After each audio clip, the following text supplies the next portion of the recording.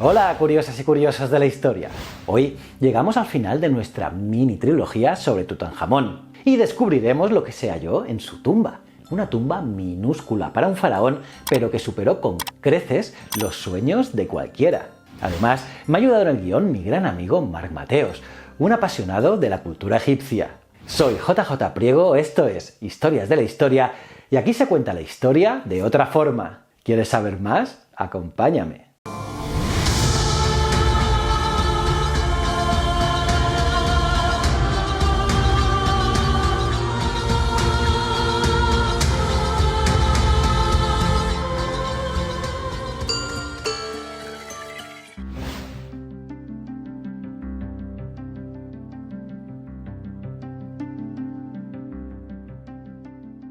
Nunca se había encontrado nada igual. Una tumba real e intacta. Y es que se había encontrado muchísimo ajuar en muchísimas tumbas hasta ese momento, pero no pasaba de vasijas, mobiliario, amuletos o en algunos pocos casos, algunas pocas piezas de oro. Y menos mal que la suerte quiso que la encontrase Howard Carter y no un cazatesoros como por ejemplo Davis, pues gracias a su aprendizaje junto a eruditos como Petrie en sus años mozos, Carter tenía como meta la conservación y el conocimiento, mucho más allá del valor material del hallazgo. Así que antes de mover ni un solo objeto, insistió en fotografiar, catalogar y proteger absolutamente todo. Y para ello formó uno de los primeros equipos interdisciplinares de la historia, compuesto de los mayores expertos en sus respectivos campos. Por ejemplo, el Metropolitan Museum de Nueva York aportó un buen número de esos profesionales, entre los que había el egiptólogo Arthur Mace o el arqueólogo y fotógrafo Harry Barton, a quien le debemos las icónicas fotografías documentales del hallazgo. Otros miembros del equipo, como el ingeniero Arthur Callender o el químico Alfred Lucas, fueron de gran importancia en esos trabajos. Y otros grandes nombres, como el filólogo Alan Gardiner, que es el catalogador de la escritura jeroglífica, o James Breasted, del Oriental Institute de Chicago, formarían parte de ese equipo en algún u otro momento, ya que lo hacían de forma esporádica según las necesidades. Pero vamos, era todo un Dream Team.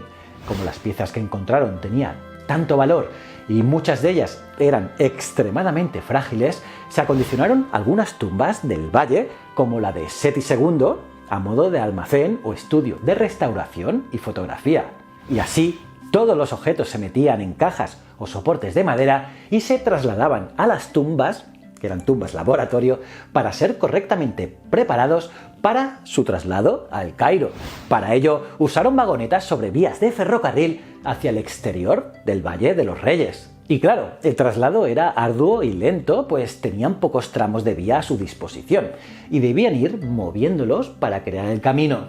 Además, muchas piezas pernoctaron en la tumba de Senefer, el que fuera alcalde de Tebas bajo Amenhotep II, que era a medio camino hasta el muelle de Luxor. La apertura oficial de la KV-62 fue el 29 de noviembre de 1922, y al hacerlo, Carter y su equipo se encontraron con un amasijo de objetos apilados en lo que parecía una habitación de trastos. Carros, arcos, camas, recipientes con comida, que aún, ojo, se conservaba, amuletos, vasijas y un larguísimo etcétera. Alrededor de unos 2.600 objetos fueron recuperados solo en esa primera sala y un pequeño anexo que estaban todos dispuestos para la vida en el más allá del faraón.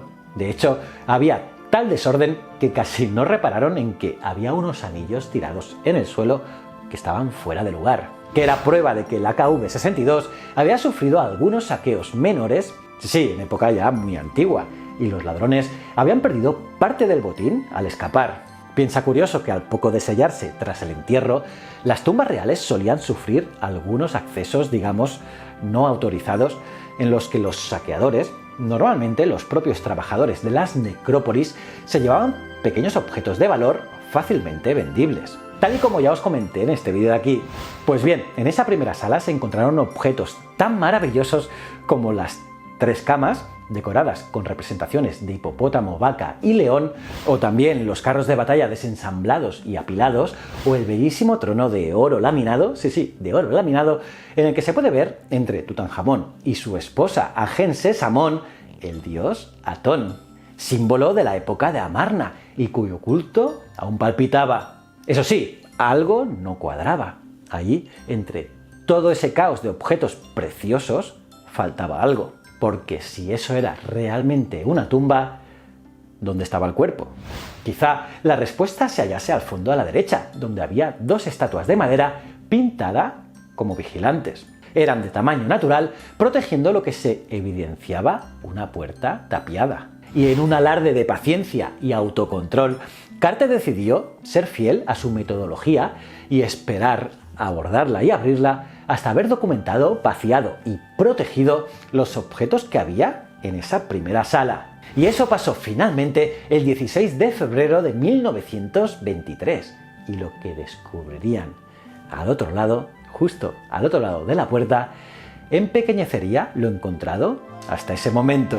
Pero ojo, que unos metros más arriba, en el exterior de la tumba, la prensa se amontonaba alrededor de la tumba, intentando obtener alguna noticia que poder publicar en sus rotativas. Su presión era tal que en más de una ocasión se creó algún que otro altercado entre ellos y el equipo de arqueólogos, sobre todo con el propio Carter, que querían tranquilidad para poder trabajar. La prensa egipcia, harta de la presencia británica en su país después de la Primera Guerra Mundial, empezaron a lanzar bulos, fake news, acerca del traslado furtivo de algunas piezas de la tumba hacia Inglaterra, la cual cosa puso en peligro el equipo, pues Pierre Lacau, el director del Servicio de Antigüedades, había cambiado la ley a principios de 1922 para que todos los objetos encontrados en excavaciones se quedaran allí, en Egipto, en lugar de quedárselos quien los descubriera. Ese hecho, como era de esperar, fue un duro golpe para Carnarvon, quien llevaba años dejándose toda su fortuna familiar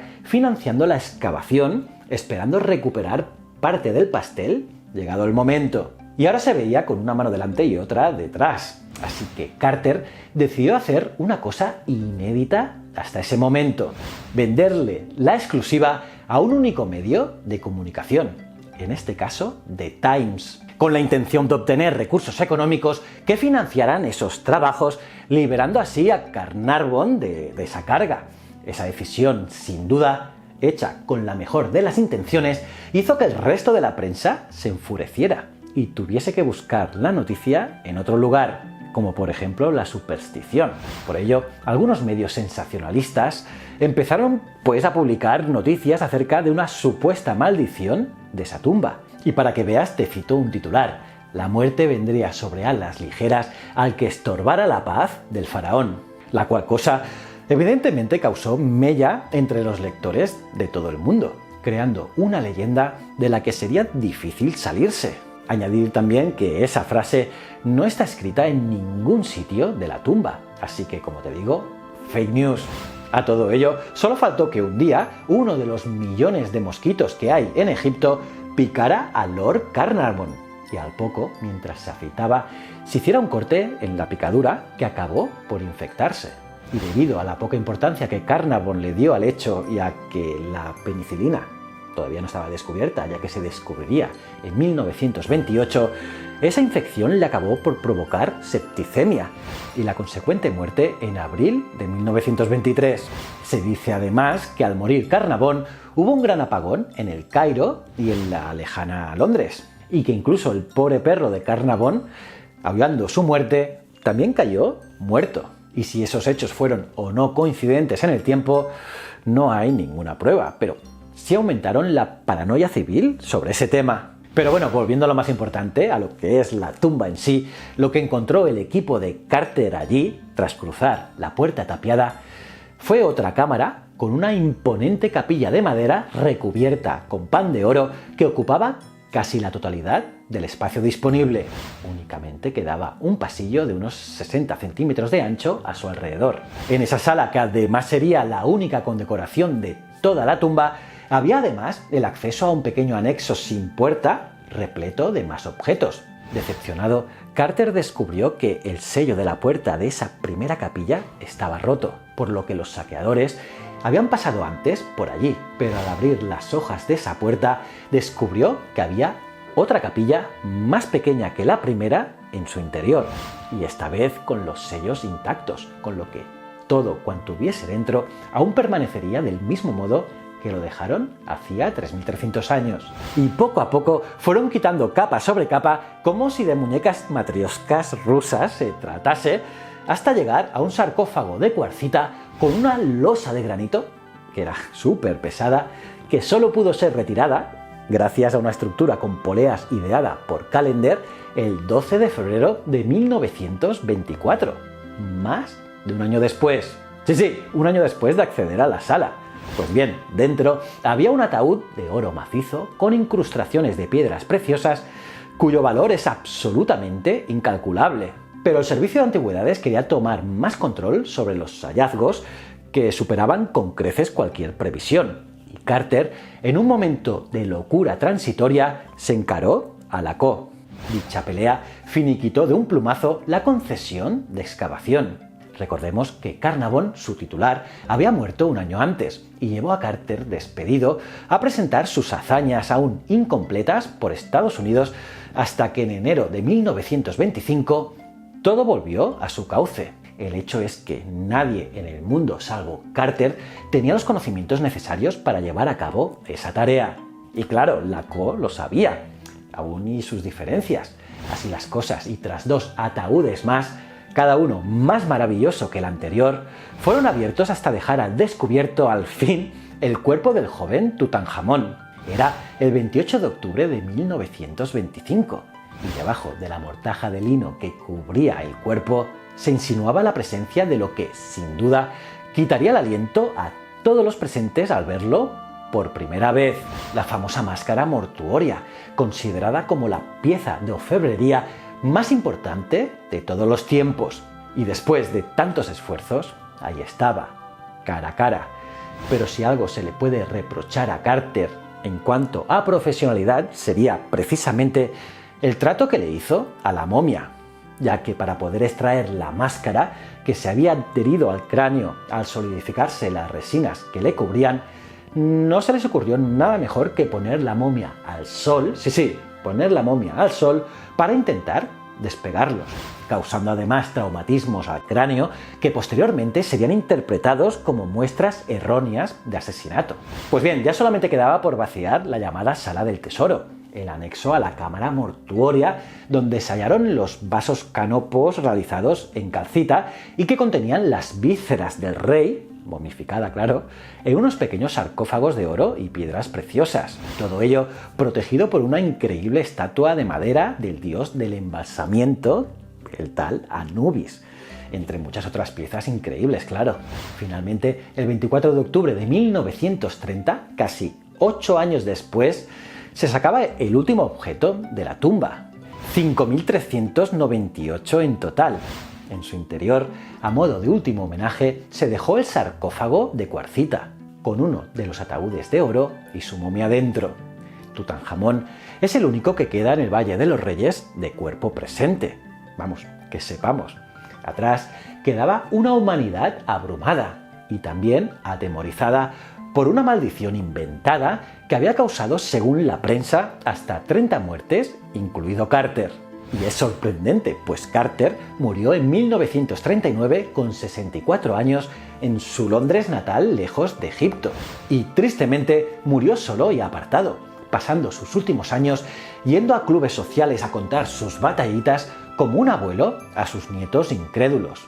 Únicamente la hija de Carnarvon, Lady Evelyn, mantendría contacto con él hasta el final. Y quizás Tutankamón fuese un faraón mediocre y efímero, pero gracias a su legado y a la perseverancia de Carter y su equipo, nuestra comprensión acerca de esa época oscura de la historia, el final de la dinastía 18, recibió algo más de luz. Y para los que nos gusta la historia, eso es maravilloso. ¿Cómo os habéis quedado, curiosas y curiosos? ¿Qué os ha parecido toda esta trilogía? ¿Habéis visto los 3 vídeos? Si no, ir para allá para verlos. Y nada, si os ha gustado todos estos vídeos y toda esta trilogía tan chula de Tutankamón y su descubrimiento, pues dale a me gusta, suscribirte y campanita. Y te recomiendo que mires también pues estos vídeos también. Y si no eres suscriptor, si no lo eres, pues no sé qué haces ya. Dale ya a este botón de aquí. Y estos 2 botones son otros canales míos que quiero que entres, los veas y me cuentes qué tal. Y recuerda, el conocimiento es un requisito esencial para la supervivencia. Muchísimas gracias.